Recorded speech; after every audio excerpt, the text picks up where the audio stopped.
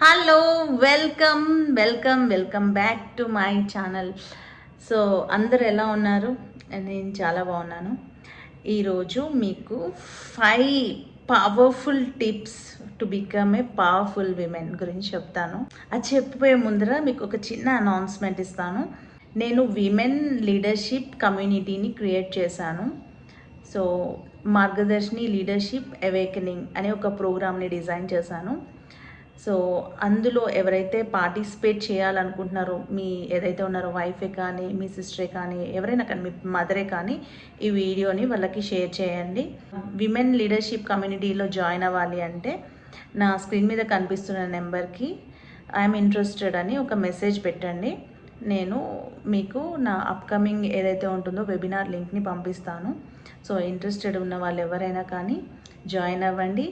మీ లోపల ఉన్న the true లీడర్ని అవేక్ చేయండి. Top 5 powerful tips to become a powerful women. First thing, ఏదైనా కానీ ఇన్సల్ట్స్ వచ్చినా, క్రిటిసిజం వచ్చినా, ఫస్ట్ ఏదైనా కానీ మన మనసు బాగా కలత చెంది రియాక్ట్ అవ్వాలి అని అనిపిస్తుంది. ఫర్ ఎగ్జాంపుల్, మీరు ఎప్పుడైనా సోడాని కానీ వాటర్ని కానీ రెండింటిని పక్కన పెట్టి చూసారా? సోడాని కొంచెం షేక్ చేసి కొంచెం క్యాప్ తీసేస్తే గుప్పుమని అందులో నుంచి సోడా అంతా బయటకు వచ్చేస్తూ ఉంటుంది. అదే వాటర్ని షేక్ చేయండి. అలానే వాటర్ని షేక్ చేసి జస్ట్ అలా చూడండి. అలా ఒక 2 మినిట్స్ తర్వాత కూడా ఆ వాటర్ ఏమీ డిఫరెన్స్ ఉండదు, అలానే క్లియర్గా కనిపిస్తూ ఉంటుంది.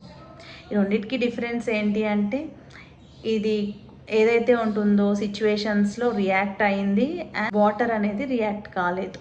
సో మనం కూడా అంతే, సిచ్యువేషన్స్లో ఎలా రియాక్ట్ అవుతున్నాం అన్నది చాలా ఇంపార్టెంట్. మనకు కొన్నిసార్లు చాలా కోపం వచ్చేస్తుంది. కోపాన్ని ఎక్స్ప్రెస్ చేస్తే ఇంకా మన గొప్పతనం ఏముంటుంది అందులో? అదే కోపాన్ని మనం కంట్రోల్ చేసుకొని చక్కగా ఇంకొంచెం కామ్గా మనం ప్రజెంట్ చేస్తే అప్పుడు మన గొప్పతనం బయటపడుతుంది. సో ఈసారి ఏ ఇన్సల్ట్స్ వచ్చినా, ఇంట్లో వాళ్ళే కానీ ఎవరైనా కానీ అంటుంటే మనం యుద్ధానికి కాలుతువద్దు. సో ఆలోచించి ఆచితూచి రెస్పాండ్ అవుదాం. సెకండ్ థింగ్ ఈజ్, ఒక విమెన్ ఒక పవర్ఫుల్ విమెన్గా ఎప్పుడు గ్రో అవుతుందో తెలుసా? తనని తను చూస్ చేసుకున్నప్పుడు. అదేంటి, నేను రోజు పొద్దున్నే లేస్తాను, చక్కగా అంటే నా పనులు ఏవైతే నేను చేసుకుంటాను, వండుకుంటాను, తింటాను, ఇంట్లో వాళ్ళకి పెడతాను, ఇవన్నీ నేను చేస్తున్నానుగా, ఇంకా నేను నన్ను చూస్ చేసుకోవడం ఏంటి అని అనుకుంటున్నారేమో. మనల్ని మనం చూస్ చేసుకోవడము అంటే మన ఏదైతే ఉందో మన ట్రూ సెల్ఫ్ తోటి కనెక్ట్ అవ్వడం. మన ట్రూ సెల్ఫ్ తోటి ఎప్పుడు కనెక్ట్ అవుతామో తెలుసా? మనం ఈ అన్నెసెసరీ సాక్రిఫైజెస్లోంచి బయటకు వచ్చినప్పుడు. సో ఒకప్పుడు అబ్బా, ఇంట్లో వైఫ్ అంటే ఇంటికి ఇల్లాలు, ఇంటి దీపము, ఇలాంటివన్నీ ఈ సీరియళ్ళల్లో చూస్తూ ఉంటే సహనము, ఓర్పుతోటి ఇంట్లో అందరి విషయాలలో అన్ని పనులు చేసుకుంటూ సాక్రిఫైస్ చేసిన విమెనే ది గ్రేట్ విమెన్ అని చెప్పి ఇట్లాంటి అన్నిటితోటి మన మైండ్ని కొంచెం పొల్యూట్ చేస్తారు. అలా అని నేను అదంతా తప్పని అనట్లేదు. నేనేం చెప్తున్నానంటే, ఒక పవర్ఫుల్ విమెన్గా ఎప్పుడు నువ్వు ఎదుగుతావు అంటే నిన్ను నువ్వు చూస్ చేసుకున్నప్పుడు. అంటే నీ ఇంట్రెస్ట్కి, నీ ఏదైతే చేయాలనుకున్న పనులకి కొంచెం సమయం కేటాయించి నీ వాల్యూని నువ్వు క్రియేట్ చేసుకున్నప్పుడు వస్తుంది. సో అది ఎప్పుడు సాధ్యమవుతుంది అంటే, మనం ఎప్పుడైతే మనల్ని మనం ఎన్లైట్ చేసుకోవడమే కానీ, ఏదైనా మన ఇష్టమైన పనులు చేయడమే కానీ, మనకంటూ ఒక గుర్తింపుని, మన వాయిస్ కంటూ ఒక వాల్యూని క్రియేట్ చేసుకున్నప్పుడే వస్తుంది. సో అలా చేయడం వల్ల చాలాసార్లు మనం అనుకుంటాము, మన పిల్లలకి అంత టైం ఇవ్వమేమో ఇలా అనుకుంటూ ఉంటాం. పిల్లలకి ఎంతవరకు టైం ఇస్తే అంతవరకు ఇస్తే సరిపోతుంది. టూ మచ్గా వాళ్ళకి అవైలబుల్ ఉంటే మీ విలువ తగ్గిపోతుంది. మీ విలువ తగ్గిపోకుండా ఉండాలి అంటే ఫస్ట్ మీ ఇష్టాలకి మీరు ప్రియారిటీ ఇవ్వండి. అది ఏదైనా కానీ, మీ చిన్నప్పుడు మీకు నచ్చినవి ఏవైతే ఉంటాయో, కళలు ఉంటాయి కదా, మన లోపల ఉన్న టాలెంట్స్ తోటి కనెక్ట్ అవ్వండి. అప్పుడు మీ ట్రూ ఐడెంటిటీ అనేది మీకు వస్తుంది. Third powerful important thing to become a powerful women, ఈ పీపుల్ ప్లీజింగ్ నుంచి బయటికి రండి. ఏదైనా చెప్పాలనుకున్నప్పుడు వాళ్ళు ఏమనుకుంటారు, వీళ్ళు ఏమనుకుంటారు, ఏదైనా చేయాలన్నా, ఏదైనా డెసిషన్ తీసుకోవాలన్నా ఇంకొకళ్ళ మీద ఆధారపడి తీసుకోవడం. అమ్మో, నేను డెసిషన్ తీసుకుంటే ఏమైనా తప్పైతే ఏమవుతుంది? అది ఒక ఎక్స్పీరియన్స్ అవుతుంది. ఏదైనా మీరు తీసుకున్న డెసిషన్స్ ఏదైనా ఇంకొకళ్ళకి అది తప్పుగా అనిపించినా మీరు ఆ పీపుల్ ప్లీజింగ్ అనే ట్రాప్లో పడకండి. వాళ్ళకి నచ్చాలని వీళ్ళకి నచ్చాలని ప్రయత్నించుకుంటూ పోతే ఎప్పటికీ ఎవరిని ఇంప్రెస్ చేయలేము.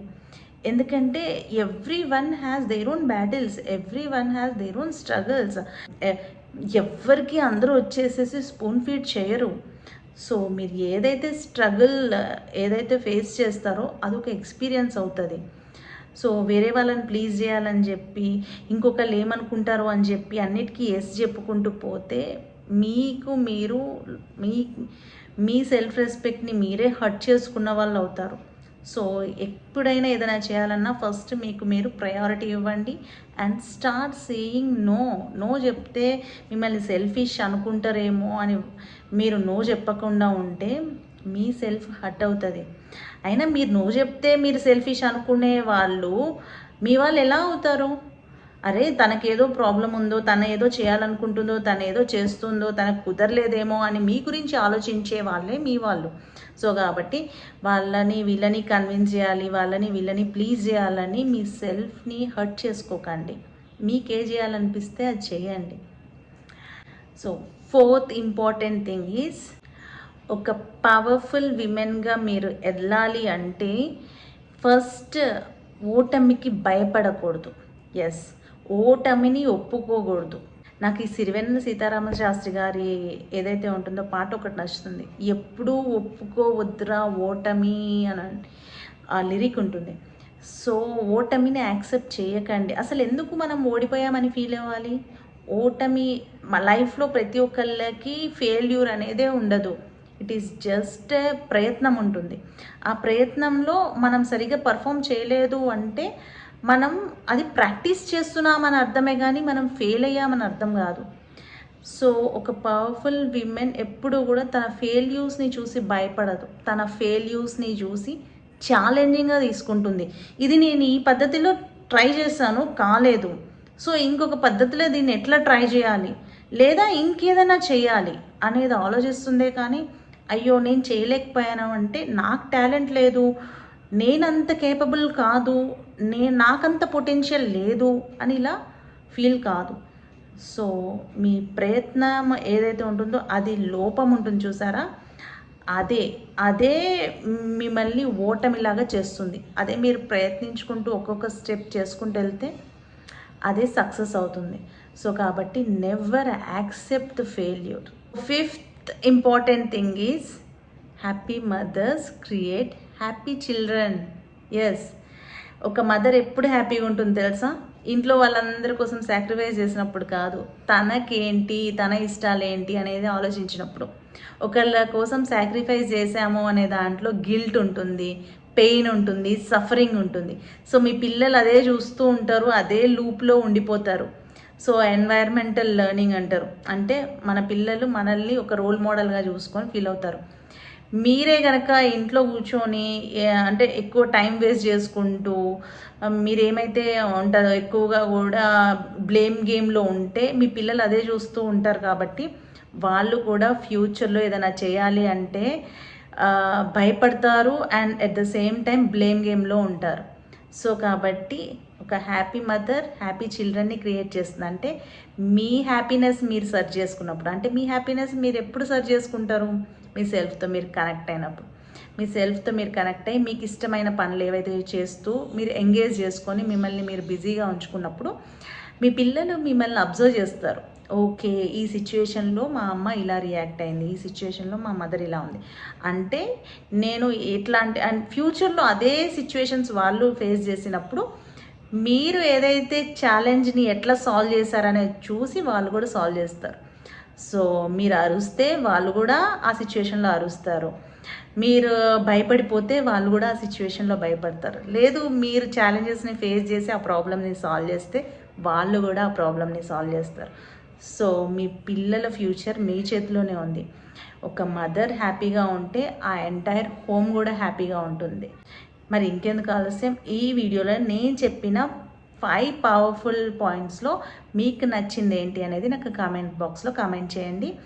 అండ్ నాకు ఎవరైతే ఇంట్రెస్టెడ్ ఉన్నవాళ్ళు నా upcoming women leadership awakening webinar లింక్ని నాకు వాట్సాప్ చేయండి, ఐఎమ్ ఇంట్రెస్టెడ్ ఇన్ దిస్ అని నేను వాళ్ళకి నా ఫ్రీ వెబినార్ లింక్ని ఫార్వర్డ్ చేస్తాను.